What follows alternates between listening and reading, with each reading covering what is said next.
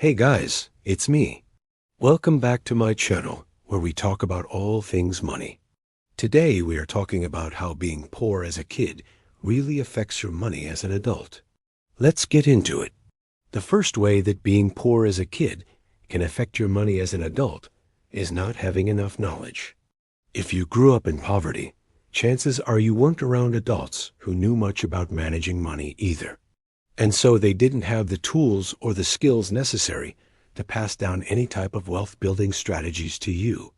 So if you were the first generation in your family to go to college or graduate school, to manage money or to build wealth, then you're going to be on your own to learn a lot of these skills. But you're not alone. There are tons of resources online for you to get educated on money. I recommend starting with the basics like how to budget, how to save, how to invest, what different accounts are used for, etc.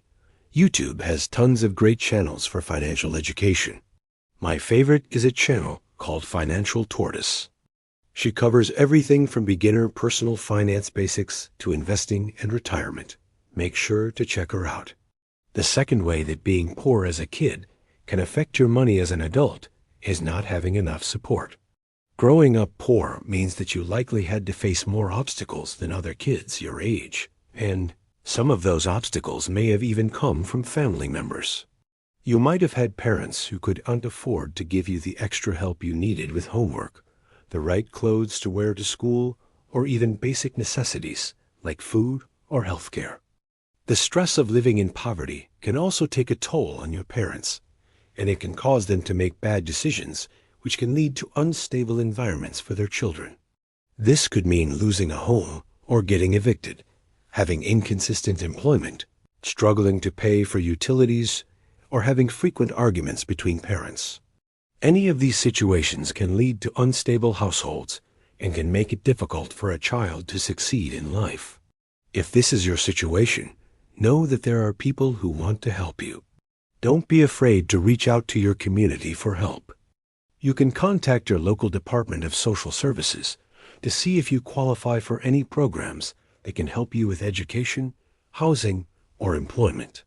If you're old enough, you can apply for FIC, see if you qualify for any grants or scholarships for school. You can also reach out to national organizations like the United Way, which can connect you to resources in your area that can offer additional help. I'll leave links to these websites in the description below. Third, growing up poor can limit your network. When you grow up poor, you likely don't have access to the same opportunities as others who are more financially privileged. You might not have been able to participate in extracurricular activities after school, travel, or even get a driver's license because your family couldn't afford to pay for it. These are all common ways that people build their networks, through shared experiences. Because you weren't able to do these things, you may not have met as many people as others, and you may not have built relationships with people who can open doors for you in the future. I would say that everyone needs a network of friends that can help them in 3 areas: emotional support, practical advice, and professional connections. Emotional support is important because life is hard, and sometimes we just need someone to talk to. Practical advice is also important because sometimes we just need someone who's been through something similar to us and can help guide us through it. Professional connections can also be helpful because sometimes we just need someone who can help us with a project or task. I believe that everyone should strive to build a strong network of friends who can provide all 3 types of support. And the best way to do this is by joining clubs, attending events, and engaging with people who share similar interests as you. For example, if you're interested in business, then you can join a club or attend networking events. If you're interested in fitness, then you can join a gym or run a marathon. If you're interested in pop culture, then you can attend Comic-Cons or watch the latest Netflix series. Whatever your interests are, there are ways to meet people who share those interests. Just put yourself out there and start connecting with people. It can be intimidating at first, but once you get the ball rolling, it will become second nature. And the fourth way that being poor as a kid can affect your money as an adult is low self-esteem. It's unfortunate, but when you're poor, you're often judged and looked down upon by society. You might have been bullied or made fun of for the way you look, the clothes you wear, or the things you say. And when this happens over and over again, it can take a toll on your mental health and make you believe that you are inferior to others. I personally struggled with this for most of my life, and it wasn't until I started talking to a therapist that I was able to change this negative narrative. A therapist can help you unpack all of the trauma and negative beliefs that you hold about yourself and help you replace them with positive affirmations. I highly recommend speaking to a therapist if you struggle with self-esteem issues. Another thing that can help boost your self-esteem is by setting and accomplishing goals. When you set goals and accomplish them, it creates a sense of pride and satisfaction. It shows you what you're capable of and makes you believe in yourself more. Goals can be big or small, but it's important to have both short-term and long-term goals. Short-term goals are things that you want to accomplish in the next few weeks or months. Long-term goals are things that you want to accomplish in the next few years. Having both types of goals helps keep you motivated and working towards a better future. Here's an example of short-term and long-term goals. Long-term, I want to retire early. Short-term, I'm going to read 2 books on retirement and create a budget. You can also increase your self-esteem by learning new skills. Learning new skills can make you feel accomplished and confident. It shows you what you're capable of and makes you believe in yourself more. Skills can be anything from cooking to coding to playing an instrument. There are endless possibilities. The 5th way that being poor as a kid can affect your money as an adult is less opportunities. If you're poor, you're likely to have fewer opportunities in life. You may not have had access to the same quality of education as someone who is wealthier. You may not have had the same access to health care, which can lead to more health problems down the road. And you may not have had the same opportunities to build wealth. For example, maybe your family couldn't afford to buy you a computer, which limited your ability to apply for work-from-home jobs or start a blog or an e-commerce store. All of these things can add up and make it more difficult to achieve financial stability as an adult. However, I don't want you to let this discourage you. There are still ways to achieve financial success, even if you come from humble beginnings. It will just require more effort and determination on your part.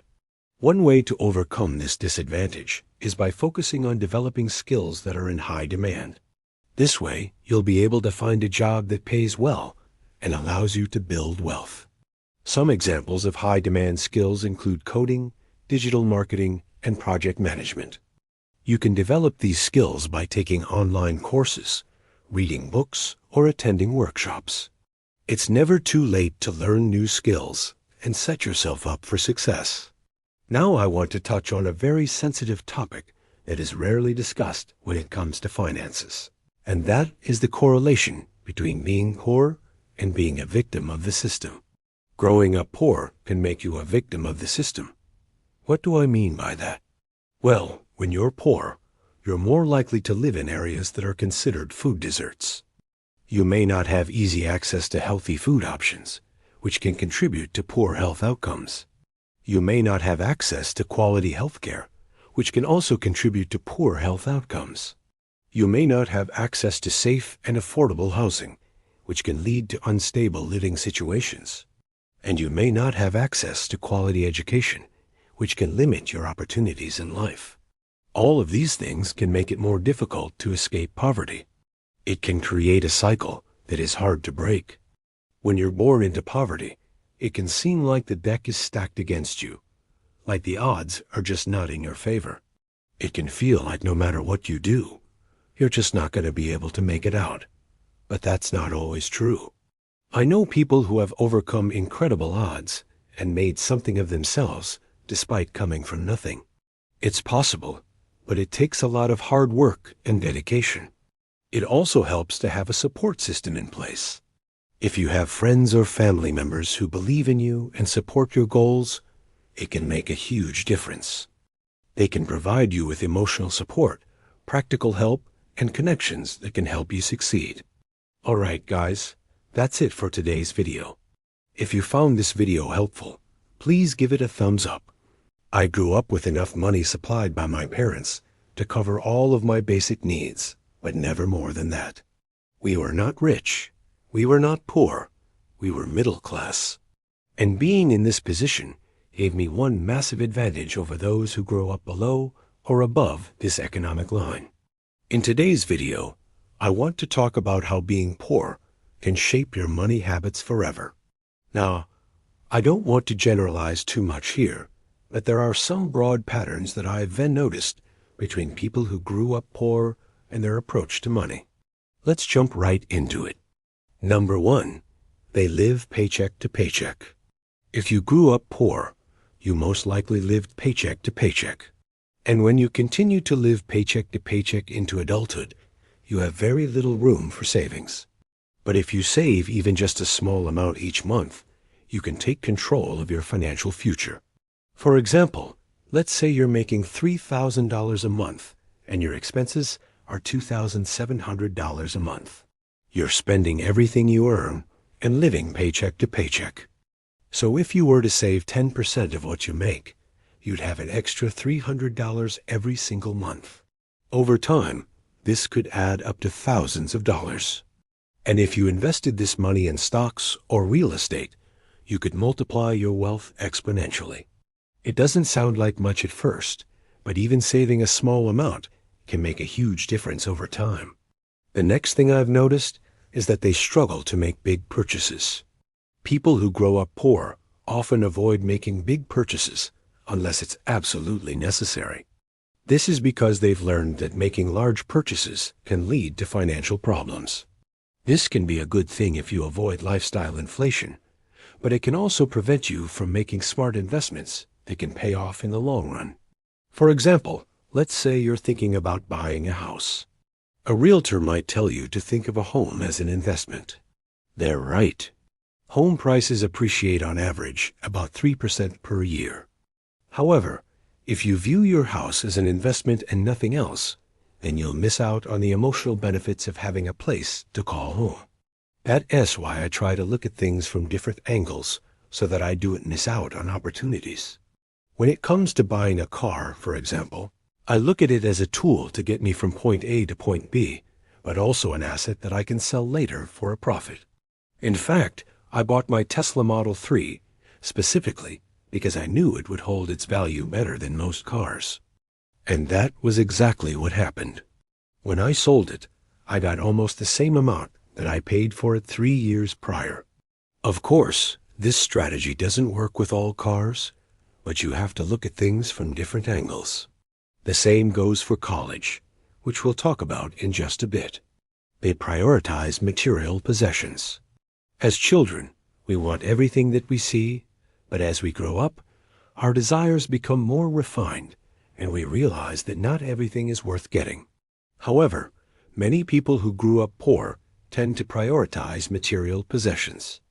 This is because they know firsthand what it's like to go without them. That's why when they finally have the means to acquire these items, they do so and hoard them. On the other hand, those who grow up rich don't really think twice about buying something new because they're surrounded by all of these items already. So it doesn't really mean anything special to them. This doesn't mean that people who grew up rich don't value material possessions, but they tend to focus on experiences rather than things. And there's a reason for this. Studies show that experiences bring us more long-term happiness than material possessions. And this leads us to the next point, which is that they have zero tolerance for wastefulness. People who grow up poor are very frugal because they've seen firsthand how difficult it is to make ends meet. This makes them extremely uncomfortable with wastefulness, which isn't always a bad thing. For example, when I was growing up, my dad would always fix my broken shoes instead of throwing them away and buying new ones. And he did this not only because he wanted to save money, but also to teach me the importance of being resourceful.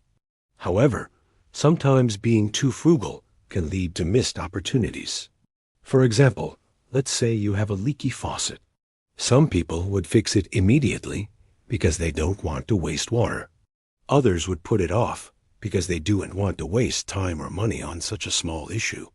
What these people fail to realize is that fixing the leak now will save them a lot of money in the long run and prevent bigger issues down the road. Similarly, if you invest $1,000 today, it will grow to over $14,000 in 30 years. If you invest $100,000 today, it will grow to over $1.4 million in 30 years.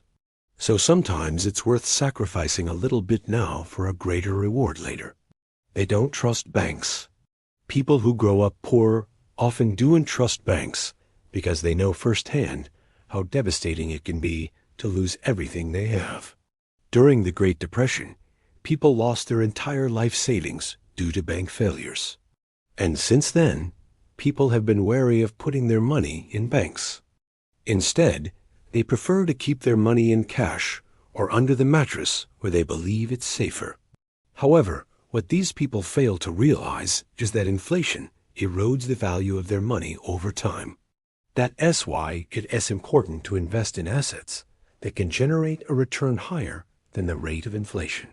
Even if you're risk-averse and only want to invest in low-risk assets like bonds, it's still important to diversify your portfolio to ensure that you're not losing money to inflation. They have a hard time asking for help. Asking for help is a sign of weakness in our society. And this is especially true for people who grew up poor. They're taught from an early age that they need to be self-sufficient and rely on themselves. This is because they know that no one else will help them if they fall behind. As a result, people who grew up poor often struggle to ask for help, even when they desperately need it. They feel ashamed or embarrassed to admit that they need assistance.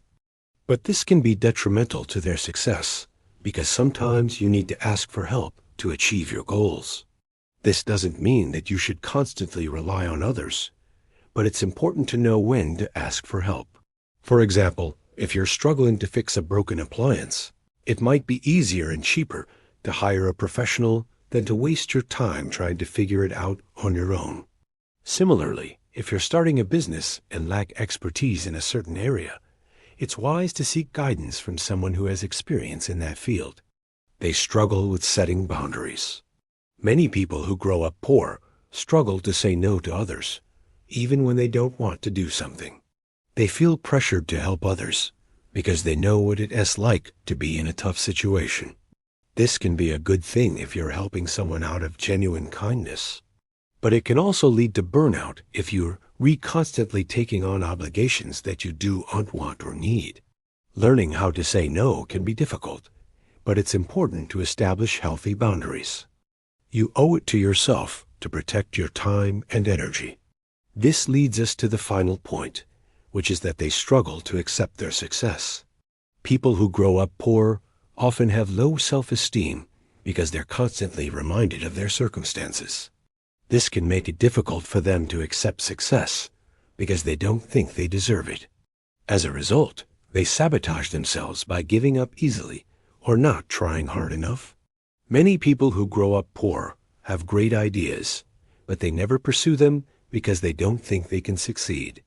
This is a self-fulfilling prophecy because if you believe you can't succeed, then you won't try hard enough to actually achieve your goals. So these are just some of the ways that being poor can shape your money habits forever.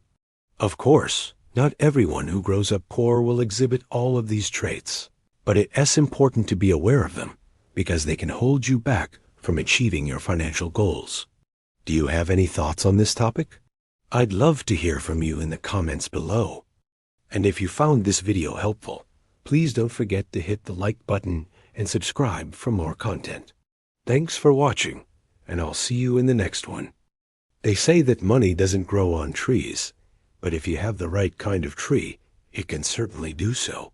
For example, I think this old oak tree here has been producing acorns for decades now, and each acorn could potentially turn into a new oak tree. So in that sense, money does grow on this tree, but for most people, money doesn't grow on any trees. If you were born poor, then you probably know how difficult it is to make money. And unfortunately, if you don't know anything about money or investing, then it will probably continue to be difficult to make money. But the good news is that there are many simple things that you can start doing today to ensure that your children never have to worry about being poor. So in today's video, we're going to discuss 5 things that growing up poor really affects your finances. Watch until the end, because the last thing will surprise you. No. 1. Growing up poor teaches you the value of money. This might seem obvious, but if you've never struggled financially, it's hard to understand how important it is to save money.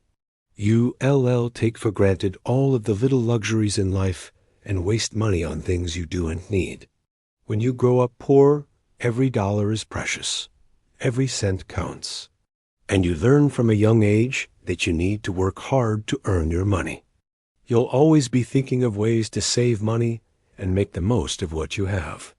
It's not that people who grow up wealthy don't appreciate the value of money. It's just that they have a different relationship with it. They understand that it's important, but they also know that they can always make more if they need to. On the other hand, those who grow up poor understand the value of money because they know what it is like to go without it. This gives them a unique perspective on money, and it makes them more likely to save and invest. 2. You might not know anyone who's wealthy. If you're from a poor family, chances are you don't know anyone who's rich either. There are many reasons for this. Firstly, people who come from wealthy families tend to stay in wealthy families. That means when you're born into wealth, you're more likely to stay wealthy than someone born into poverty. Secondly, people who are rich often keep their distance from people who are not rich. It's not that they want to be snobby or elitist. It's just that they know that people who are not like them will try to take advantage of them. For example, they may have had someone in their life who was needy and constantly asking for money or favors.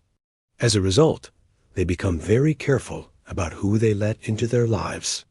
Thirdly, people who are poor are often too busy trying to get by to worry about making friends. They don't have time to socialize and build relationships. And finally, people who are poor are often ashamed of their poverty and hide it from others. They don't want to be judged or pitied, so they don't make many close friends. All of these factors can contribute to a lack of role models in a poor child's life.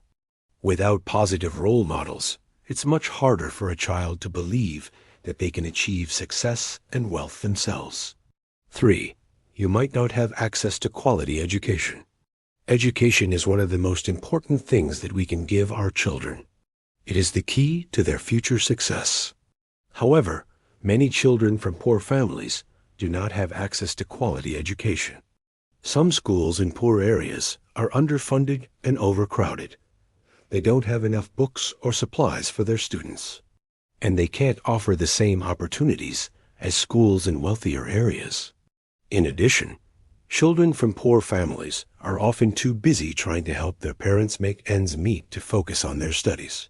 Many of them have to take on jobs after school to help support their families. As a result, they fall behind in their classes and eventually drop out of school altogether. According to statistics, only 13% of adults who grew up in poverty earned a bachelor's degree. Compare that to the 32% of adults who grew up in high-income households who earned a bachelor's degree. There is a clear link between growing up in poverty and a lack of education. Unfortunately, this vicious cycle is difficult to break. Children who do not have access to quality education are less likely to succeed in life. They are more likely to live in poverty as adults and pass on the cycle of poverty to their children. 4. You may have been forced to work at a young age. Child labor is a sad reality in many parts of the world. In some countries, children are forced to work long hours in dangerous conditions for little or no pay. In other countries, children are taken out of school and put to work in factories or fields. They may work 10 or 12 hours a day, 7 days a week. Sadly, Some children are even sold into slavery. These children are denied a normal childhood. They don't have time to play or go to school. Instead, they spend their days working and trying to survive. When children are forced to work at a young age, they're not able to enjoy their childhood.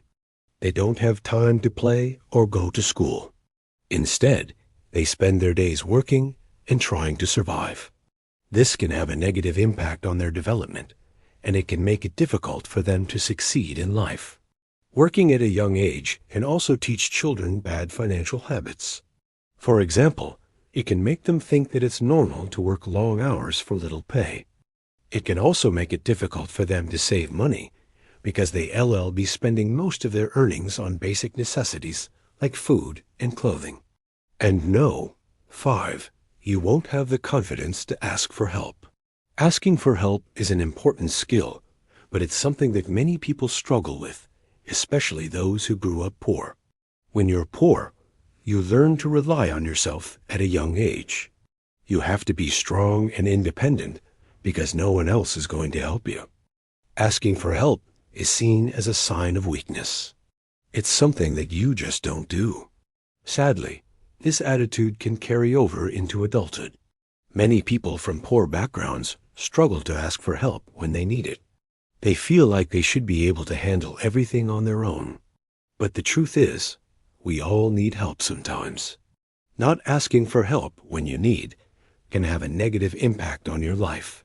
It can make it difficult to succeed in school or at work. It can also make it hard to maintain healthy relationships.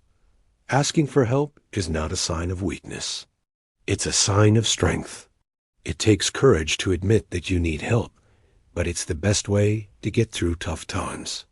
Now, these are just a few of the many ways that growing up poor can affect your finances. If you grew up poor, then you probably know just how challenging it can be to make ends meet. But it's important to remember that you're not alone. There are many people who understand what you're going through, and there is help available.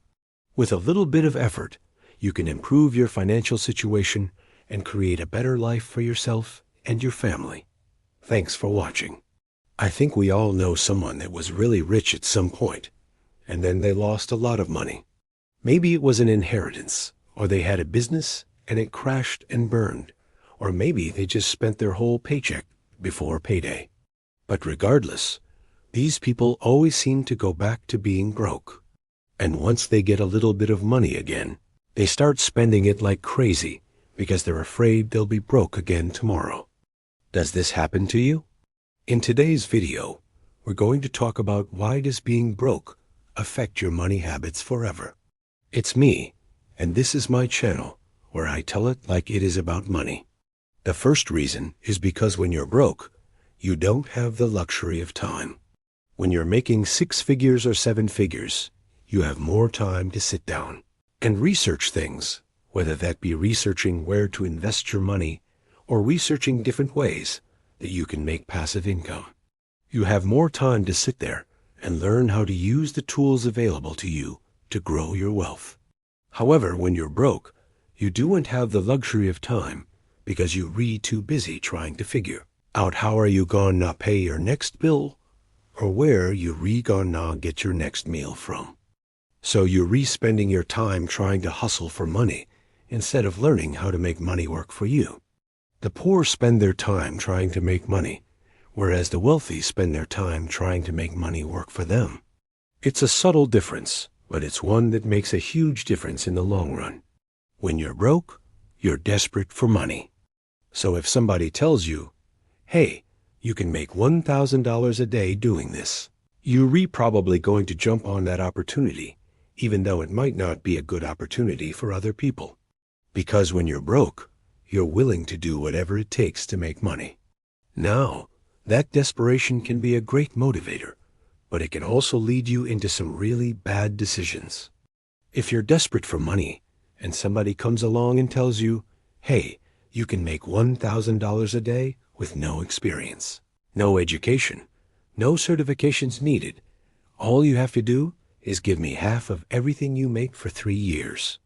Well, That person is saying they're going to take half of everything you make for 3 years. That's not a partnership. That's an investment. So if you're desperate and you're broke and you see an opportunity like that, you're probably going to jump on it without thinking twice. However, if you were already making good money and then you stumbled upon that opportunity, you would probably laugh and walk away. So being broke often clouds our judgment when it comes to money. We become willing to make a lot of sacrifices and accept a lot of risks that we normally would and if we were unstruggling financially. And if you're enjoying this video so far, please do me a favor.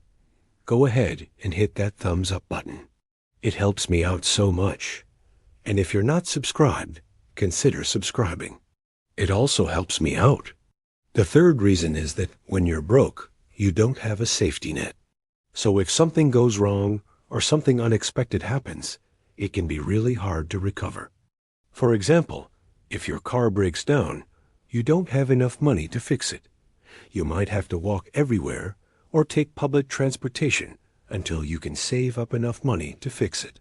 Or if you need to go to the hospital for an emergency room visit, if you don't have health insurance, which is crazy in America, but it happens. If you don't have health insurance and you have no money, you might have to wait until your health improves before you can seek treatment. And this lack of safety net can make it really hard to get out of the cycle of being broke, because it means that if anything goes wrong, you're screwed. On the other hand, if you're not broke and something goes wrong, you can usually rely on your savings or your investments to bail you out. So having money gives you a safety net of sorts. It gives you peace of mind, knowing that if something goes wrong, you'll be able to handle it without going into debt or becoming homeless. The fourth reason is that when you're broke, it's hard to break bad money habits. So when you're broke, you're probably not spending a lot of money, but that doesn't mean you're saving a lot of money either. Chances are you're just barely getting by, paying your basic expenses and not much else. When you're in this situation, it's hard to break bad money habits because you don't have a lot of extra money to work with. You could have the best intentions to start saving and investing, but if you're barely making enough to cover your living expenses, it can be really difficult to come up with extra money. However, being broke can be a great motivator to change your money habits. After all, who wants to feel like they're stuck at the bottom? So use this as motivation to start taking control of your finances. Break bad money habits now so you never have to worry about being broke again. No. 5. When you're broke, you focus on the wrong things. So when you're broke, you're probably not thinking about how to invest your money or how to grow your wealth. You're probably thinking about how you're going to pay your next bill or where you're going to get your next meal from. And that's not necessarily a bad thing. Focusing on the present moment and taking care of your basic needs is important. However, it can become a problem if you get stuck in this mindset. If you're always just focused on the here and now and never think about the future, you're going to struggle financially.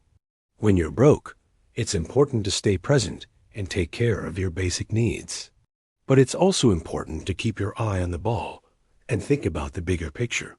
Make a plan for how you're going to get out of your current situation and achieve financial stability. This might involve looking for a new job with a higher salary, negotiating a raise with your current employer, or starting a side hustle to bring in some extra income. Whatever steps you need to take, make sure you're taking them. Don't just sit around waiting for things to improve. Take control of your finances and make things happen. Now, being broke doesn't have to be a death sentence for your money habits. While it may make things more difficult, it can also serve as a wake-up call that you need to make some changes. Use this as motivation to start taking control of your finances and building better money habits. Even if you only have a few dollars to spare each month, start small. Save what you can and invest wisely. It's also important to be patient with yourself. It takes time to build good money habits. Don't expect to turn your financial situation around overnight. Stay committed to your plan and eventually you'll see results. So I want to ask you guys a question. Has being broke affected your money habits? If so, how did you overcome it? Share your thoughts in the comments below. I would love to hear your story. Also, if you enjoyed this video, please give it a thumbs up. It really does help me out. And if you haven't already, please subscribe. I would love to have you here. Thank you guys so much for watching.